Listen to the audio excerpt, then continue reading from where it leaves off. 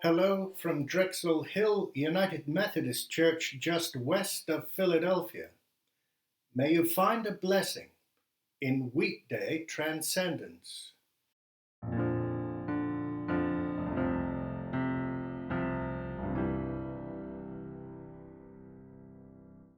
One thing I ask the Lord, this is what I seek, that I may dwell in the house of the Lord all the days of my life, to gaze upon the beauty of the Lord and to seek him in his temple.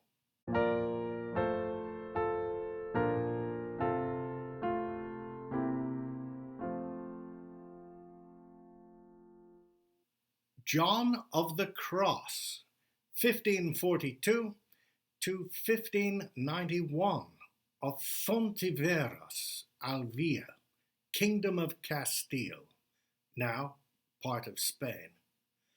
He is known especially for his writings. He was mentored by and corresponded with an older member of his order, the Carmelite order.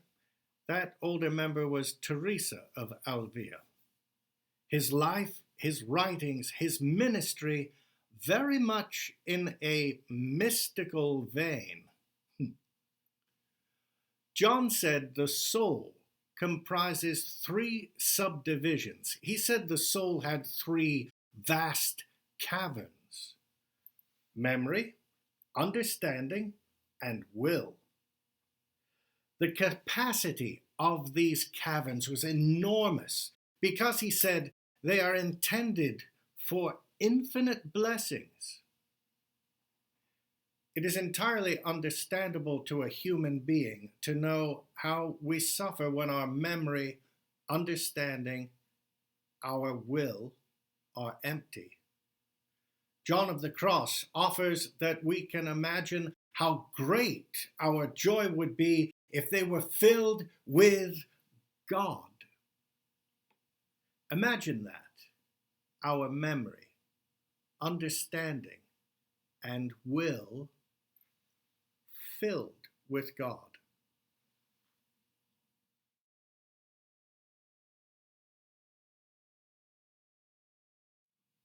John of the Cross identified an obstacle, though.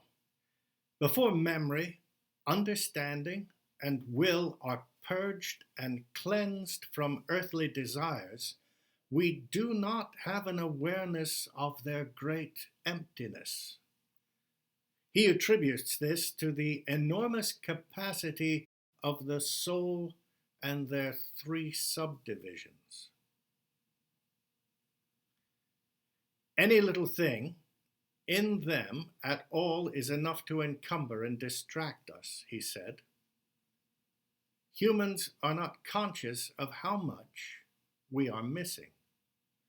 We are not able to receive the tremendous blessing God has for us, he would maintain, as long as these faculties of the soul are not empty. Clearing them out, clearing the things away from our souls, allows us to develop an intolerable spiritual hunger and thirst.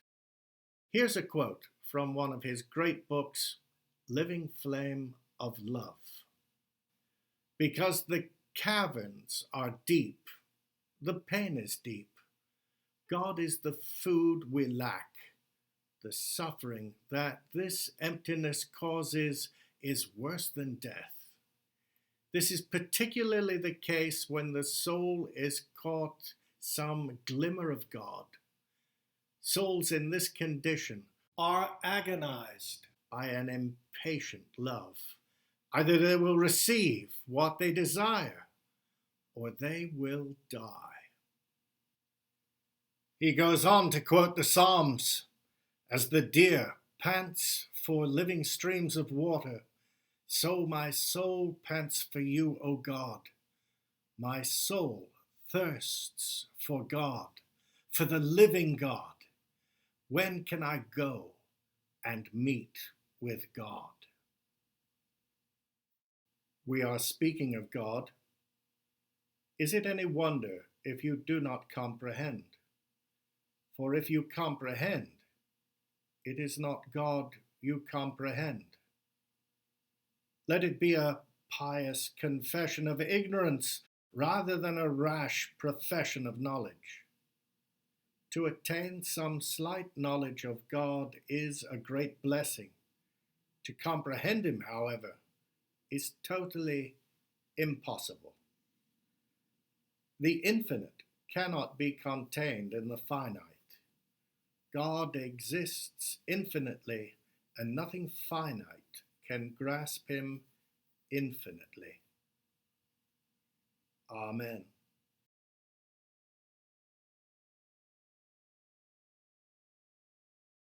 Come and see us again next week at Drexel Hill United Methodist Church for Weekday Transcendence. And between now and then, remember that lovely digest of John Wesley's thought and theology.